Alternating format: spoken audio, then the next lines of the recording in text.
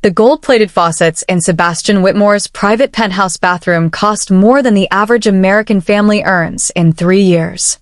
In this sanctuary of Carrara marble and pressurized air filtration, the world's messiness is strictly forbidden.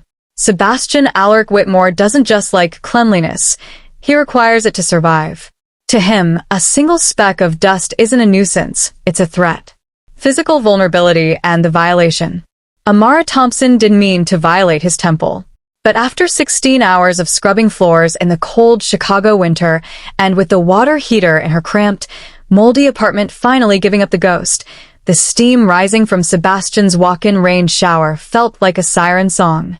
She just wanted to feel human for 10 minutes. She thought the Ice King Billionaire was in Dubai. She was wrong. At 11:42 p.m., the heavy oak doors creaked open. Amara froze, her heart hammering against her ribs, wrapped in nothing but a fluffy white towel that cost more than her monthly rent. Water droplets, warm and defiant, rolled down her skin and onto the pristine floor. Sebastian stood in the doorway, a towering 6 feet 4 inches silhouette in a midnight black suit. His face was a mask of cold, surgical fury. He didn't scream. He didn't call the police. He simply pulled on a pair of obsidian black leather gloves, his eyes scanning the contamination she had brought into his world. His gaze fell on Amara's worn handbag slumped against the marble counter. With the precision of a diamond cutter, he reached in and pulled out her tattered leather wallet. He didn't take the cash. He ignored the pictures of her sick daughter. He pulled out her ID card, staring at her face on the plastic as if he were memorizing a prisoner's file. "You've left your mark on my world, Amara," he said, his voice as sharp as a razor blade. "Now, I'm going to leave mine on yours."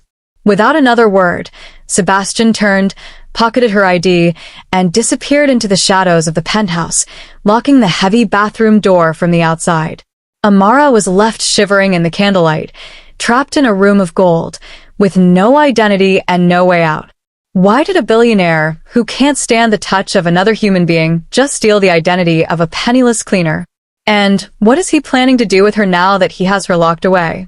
The answer will take you on a journey through the dark side of wealth and the desperate lengths a mother will go to for her child. Hit that subscribe button and turn on notifications, because what Sebastian does next is a devil's bargain you won't see coming. The bathroom was silent, save for the frantic drumming of Amara's heart. She stared at the closed door, the click of the lock echoing like a gavel. Sebastian was gone, and with him, her identity. She sank to the cold marble floor, the plush towel doing nothing to shield her from the sudden chill of her reality. As she pulled her knees to her chest, the sterile scent of the billionaire's expensive soap faded, replaced by the ghost of a much harsher reality. 3 days ago, the world had smelled like damp plaster and cheap disinfectant. Amara stood in her kitchen, staring at the yellow slip of paper taped to her front door. Eviction notice. The words were bold and uncaring, giving her 72 hours to vanish from the only place she called home. Behind her, the kitchen's sink groaned. She had tried to turn on the hot water to soothe her aching joints after a double shift, but the pipes only rattled with a hollow, metallic cough. The water heater was dead, a final middle finger from a building that had been falling apart for years. "Mama?" The voice was small, thin, and brittle. Amara wiped her eyes and hurried into the bedroom. The air here was heavy with the hum of a rented oxygen concentrator and the rhythmic, piercing beep, beep, beep of a heart monitor. Her 7-year-old daughter, Lily, lay amidst a sea of faded blankets. Her skin was the color of parched parchment, her small frame dwarfed by the tubes that connected her to a life she was barely clinging to. The room was cold, the windows sealed with duct tape to keep out the Chicago wind, but dampness still seeped through the walls, blooming in dark, ugly patches of mold near the ceiling. Amara took Lily's hand, her thumb tracing the bruised skin where the for Saturday, "I'm here, baby. I'm right here." "I'm cold, Mama," Lily whispered, her eyes fluttering. Amara's throat tightened. She had spent every cent on the specialized formula and the electricity bill to keep those machines running. There was nothing left for the rent, let alone a new heater. That morning, The specialist had called with the news that was both a miracle and a death sentence. A donor match had been found for the transplant Lily desperately needed. The cost was $500,000, due up front to secure the surgical team.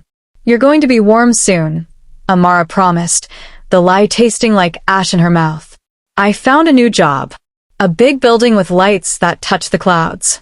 They have everything there, Lily. It's so clean it sparkles." She had kissed Lily's forehead, leaving her in the care of a neighbor she barely trusted, and walked 3 miles in the snow to Whitmore Towers. She had taken the midnight cleaning shift because it paid $4 more an hour, $4 that might buy a can of soup or a liter of fuel. But as she looked around Sebastian's bathroom now, she realized her desperation had led her into a different kind of cage. She wasn't just a mother fighting for her child anymore. She was a trespasser whose life was now held in the gloved hand of a man who looked at her like she was a stain on his soul. Amara didn't have long to wait in the silence of the marble bathroom. An hour after Sebastian had vanished with her ID, the heavy doors were unlocked by a gloved security guard who escorted her out of the building and into a waiting black sedan. She was dropped off at her crumbling apartment complex, just as the sun began to bleed a pale, sickly gray over the Chicago skyline. She spent the next few hours in a daze, huddled beside Lily's bed, watching the rhythmic rise and fall of her daughter's chest. She felt like a ghost, stripped of her name and her future. But the silence was broken at exactly 10 a.m. by a knock that sounded too precise, too rhythmic, to be the landlord. When Amara opened the door, she gasped. Standing in the dim, salt-stained hallway was Sebastian Whitmore. He looked like an alien visitor in a wasteland. He wasn't in his tailored suit. Instead, he wore a high-grade, charcoal gray protective suit, complete with a filtered respirator mask and reinforced gloves. Behind him, 2 men in similar gear held a portable air purification unit, already humming to life. "Your environment is biologically catastrophic." Sebastian's voice came through the respirator, muffled but vibrating with authority. He didn't step inside. Instead, he signaled for his men to set up a small, folding sterilized table in the doorway. Amara clutched her worn cardigan to her throat. "What are you doing here? You took my ID. You can't just—" "I did a background check, Amara Thompson," he interrupted, his sharp eyes scanning the peeling wallpaper of her hallway with visible physical revulsion. "I know about the $500,000 surgery. I know your daughter's time is measured in weeks, perhaps days. And I know that you have exactly $42 in your savings account." He placed a thick, vellum document on the table. Beside it, he laid her ID card. "I have a proposition. I will pay for the transplant. I will hire the best surgeons in the world, and I will move your daughter to a private medical wing in my estate where the air is filtered to 99.9% purity. Amara's breath hitched. "Why? What do you want from me?" "I have a condition," Sebastian said, his posture rigid. "For reasons my doctors cannot explain, your presence is the only thing that quiets the neurological noise in my brain. When you are near, the world stops feeling like a petri dish. I need an anchor. You will live in my home. You will be within 6 feet of me at all times, at meetings, at meals, during the night. You will be my barrier against the world." He pushed a silver pen toward her. "Save your daughter's life, Amara. All it costs is your freedom. You belong to the Whitmore estate for 2 years. Do we have a deal?" Amara looked at the pen, then back at the room where Lily lay dying. The devil was offering her a miracle wrapped in a cage. Without a word, she reached out and signed her name. The transition from the decaying apartment to Sebastian's penthouse was like moving from a charcoal sketch to a blinding white canvas. Within hours, Lily had been transported in a specialized medical unit, and Amara found herself standing in a living space so minimalist it felt more like an art gallery than a home. The floors were polished white quartz, the furniture consisted of sharp, geometric lines, and the air held a crisp, sterile chill that smelled of nothing at all. There was no dust, no clutter, and certainly no warmth. Sebastian lived his life by a code of absolute symmetry. Every book on the shelves was aligned by height and color. Every coaster was placed exactly 3 inches from the edge of the tables. To him, this wasn't just decor. It was his armor against a world he perceived as chaotic and filthy. But the anchor agreement meant that Amara and Lily couldn't be tucked away in a basement. Per the contract, they were installed in the heart of his sanctuary. It didn't take long for the collision to begin. Lily, though weak, was revitalized by the sudden abundance of light and space. On her second afternoon, she sat on the expansive quartz floor of the main hall, surrounded by her only worldly possessions, a box of mismatched plastic building blocks and a well-loved, slightly grimy stuffed rabbit named Barnaby. To Lily, the floor was a playground. To Sebastian, who entered the room for a scheduled proximity hour, it was a battlefield. He stopped dead in his tracks, his breath hitching behind his silk face mask. His gaze locked onto a bright red plastic block that sat diagonally across a seam in the floor tiles. To a normal person, it was a toy. To Sebastian, it was a jagged wound in the perfection of his world. His gloved fingers flexed rhythmically at his sides, a physical manifestation of the rising panic clawing at his throat. "Amara," he said, his voice tight and vibrating with a frequency of pure distress. The objects. They are asymmetrical. They are unsterilized."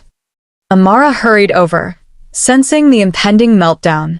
She looked at Lily, who was happily stacking blocks, and then at Sebastian, whose eyes were darting frantically across the mess. For the first time, she didn't just see a cold billionaire. She saw a man who was genuinely terrified of a child's toy. "She's just playing, Sebastian," Amara said softly, stepping into the 6-foot radius that the contract demanded. As she approached, she saw the tension in his shoulders visibly drop, just an inch. The anchor effect was working. "It's just plastic. It won't hurt you." "It is disorder," he whispered, his eyes finally meeting hers. "Disorder leads to decay. Decay leads to—" He stopped, unable to finish the thought. Amara reached down and slowly moved the red block, so it was perfectly parallel with the floor seam. "There. Is that better?" Sebastian stared at the block for a long time. He took a shaky breath, the filtered air hissing in his mask. He didn't answer, but he didn't leave. He stood there, trapped between his need for total control and the strange, inexplicable peace he felt only when the woman who had violated his sanctuary was standing right beside him. The gilded cage was no longer just for Amara. The bars were closing in on him, too. The charity gala was a sea of shimmering silk, clinking crystal, and a terrifying amount of human contact. For Sebastian, every handshake was a potential infection, every crowded hallway a gauntlet of invisible germs.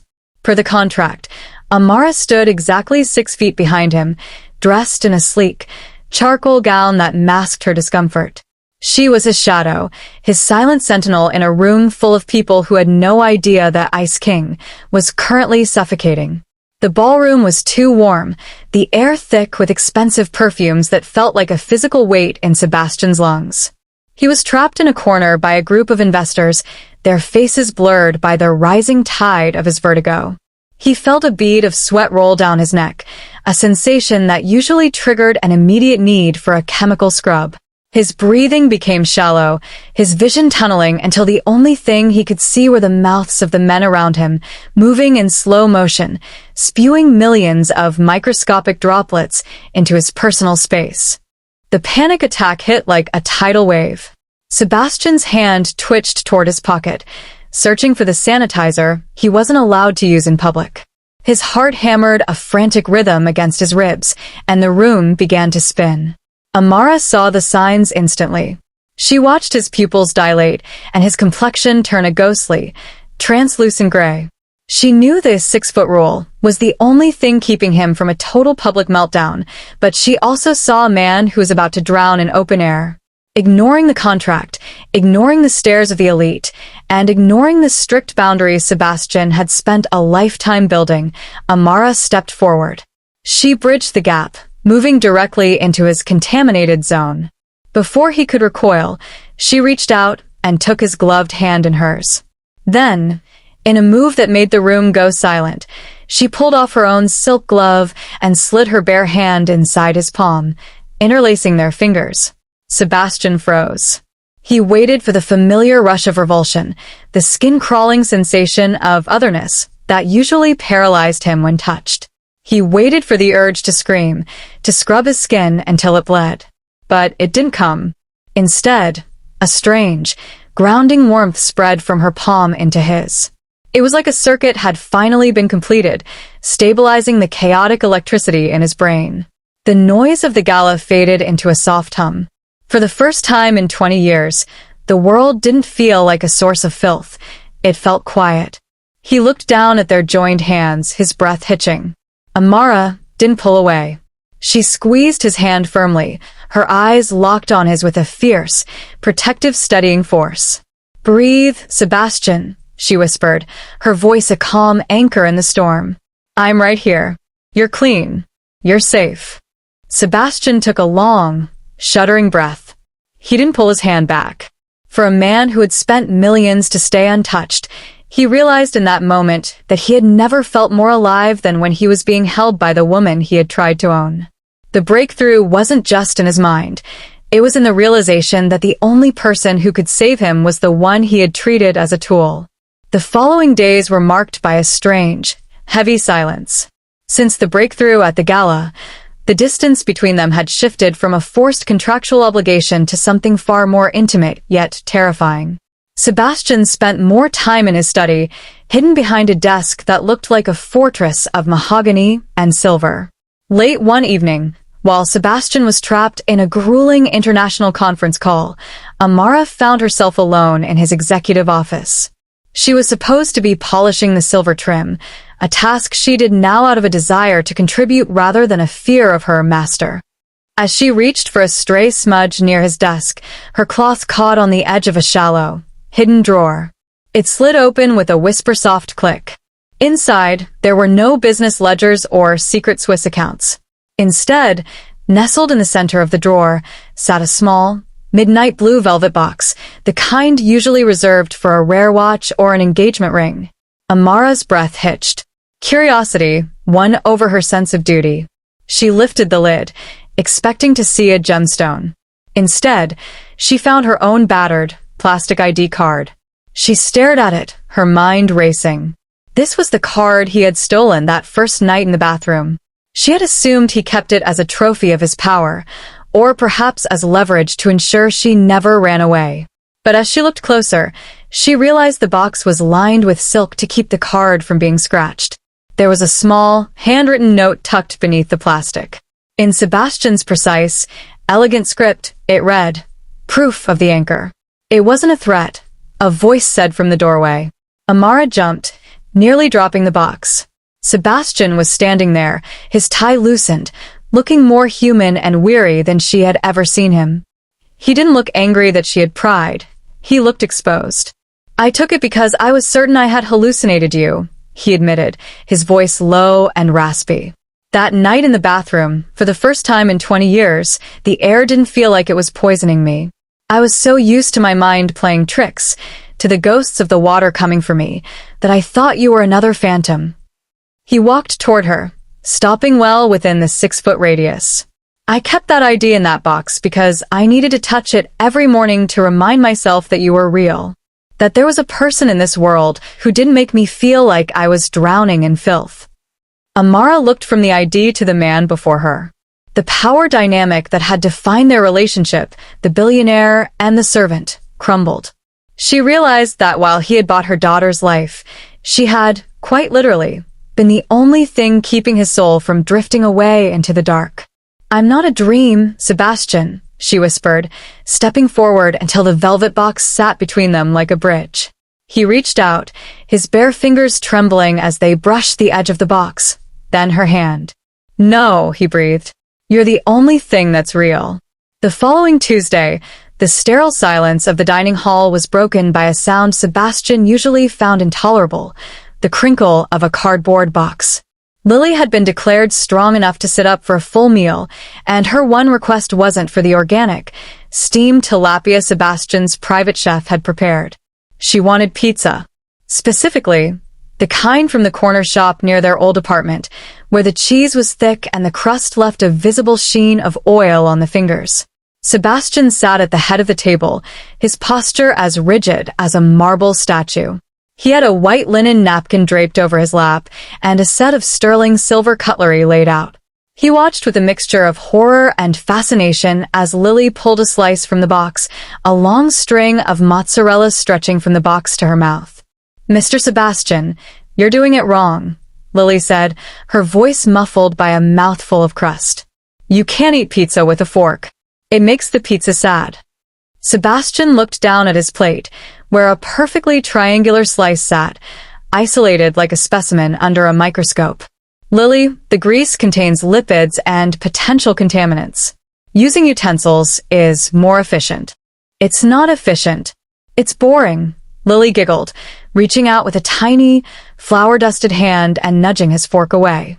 "Just once. Like a normal person. Mama says being normal is just being messy with people you like." Amara held her breath. She saw Sebastian's gaze flicker to the door, his mind likely calculating the distance to the nearest bottle of surgical-grade hand sanitizer. His pulse was visible in his throat. He looked at Lily's hopeful, pale face, the face of a child who is living because of his wealth, but thriving because of her mother's heart. Slowly, Sebastian peeled off his black silk gloves. His hands were pale, his knuckles white with tension. He reached out, his fingers trembling as they touched the warm, slightly tacky surface of the crust. He took a bite. The flavor was an explosion of salt, fat, and childhood memories he had buried under layers of antiseptic. He chewed slowly, his eyes widening. He didn't die. The world didn't collapse into chaos. Instead, he felt a strange, bubbling warmth in his chest that had nothing to do with the temperature of the food. "It's acceptable," Sebastian murmured, though a ghost of a smile tugged at the corner of his mouth. Lily let out a triumphant cheer, and Amara felt a tear prick her eye. In that moment, the billionaire with OCD was gone. In his place was a man discovering that the messiness of life was the only thing worth holding on to. The pizza grease on his fingers wasn't a mark of filth. It was his first true badge of freedom. The laughter from the pizza dinner had faded, leaving behind a heavy, contemplative quiet that settled over the penthouse like a thick fog. Sebastian didn't put his gloves back on. Instead, he sat by the floor-to-ceiling windows, watching the rain lash against the glass. The Chicago skyline was blurred, a messy smear of neon lights that usually would have made him wince. Tonight, he just looked tired. Amara approached him cautiously, staying just inside the threshold of the room. She noticed he was staring at a glass of water on the side table, his hands trembling slightly. "You did something amazing tonight, Sebastian," she said softly. "Lily thinks you're a hero."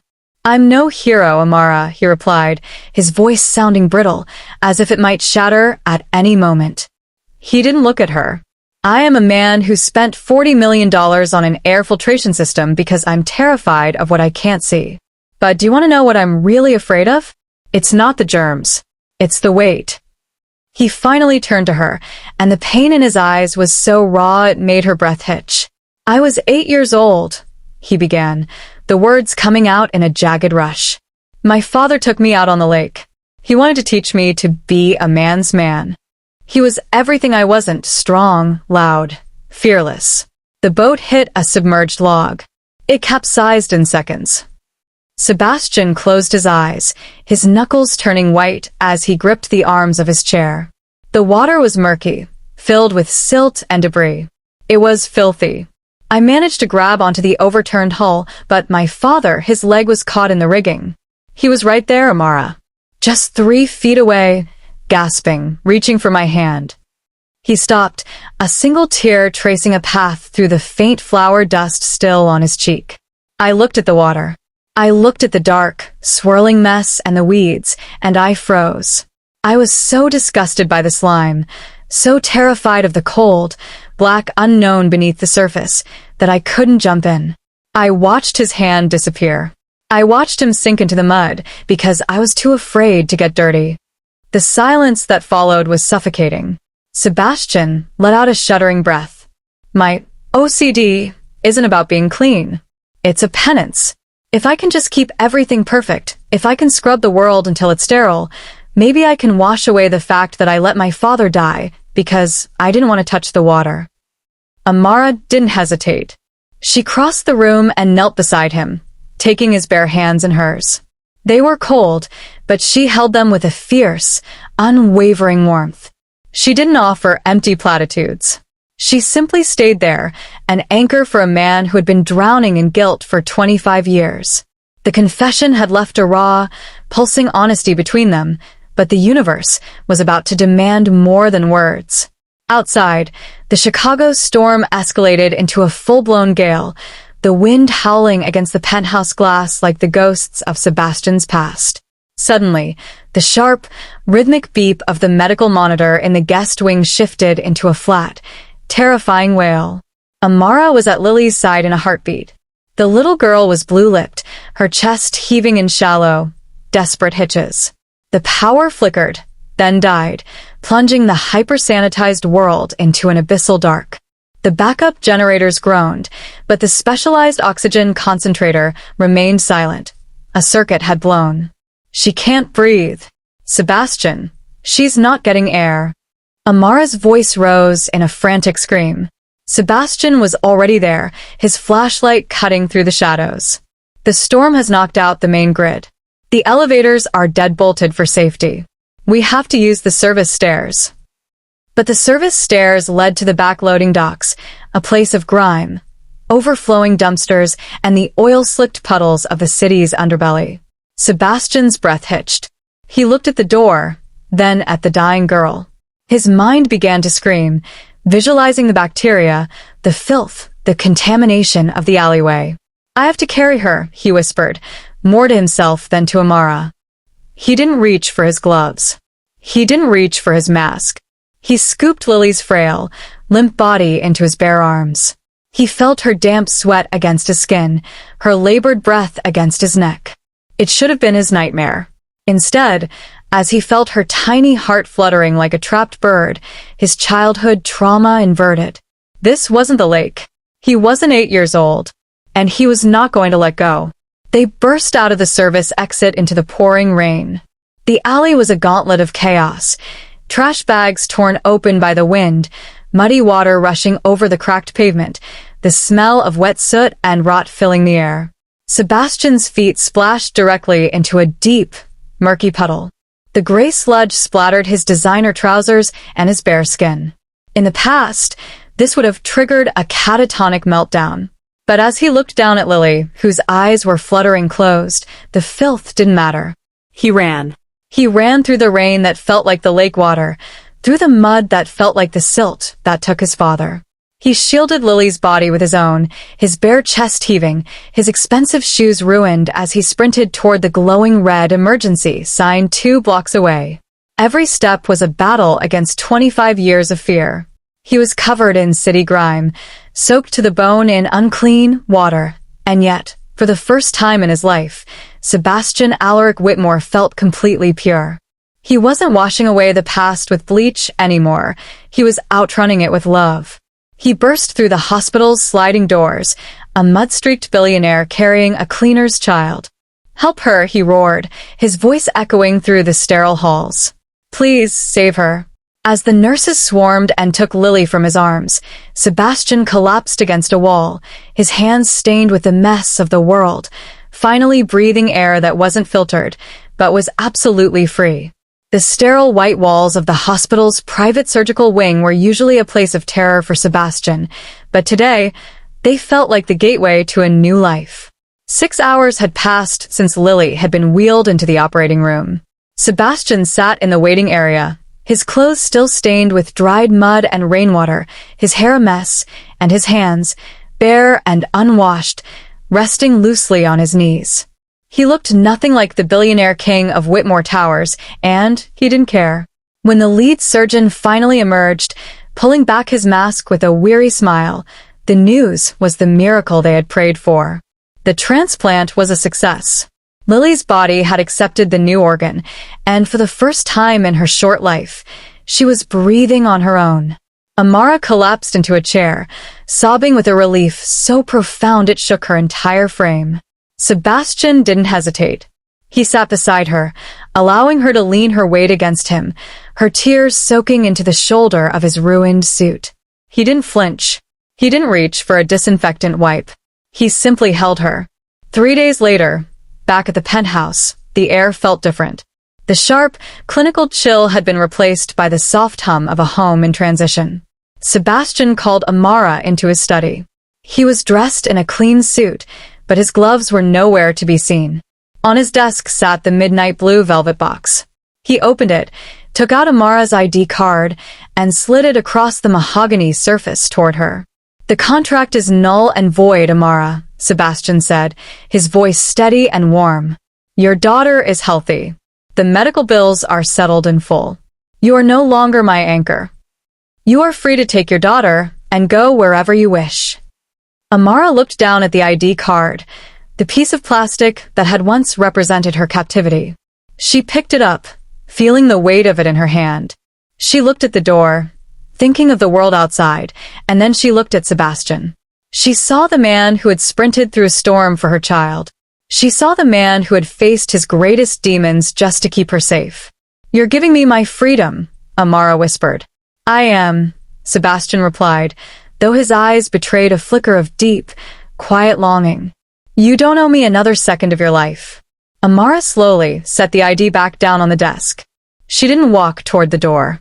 Instead, she walked around the desk until she was standing directly in front of him, bridging the distance he had spent a lifetime maintaining.